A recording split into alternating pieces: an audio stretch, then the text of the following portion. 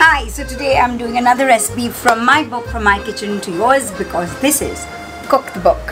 What I'm making for you now is, I forgot the name, it's Melba toast with onions and red wine. We always start with a little oil, good big dollop of butter. Into this we put bay leaves, some thyme seeds, a quarter teaspoon of cayenne pepper. This goes 500 grams of onions. We're going to cook this down for a good 20 to 25 minutes. Add some muscovado sugar to it. So it's about 5 minutes. Okay, now this is 10 minutes of cooking this down. It has reduced to quite a visible amount. Alright, so now this is about 15 minutes. Put in some red wine. Ah, so nice.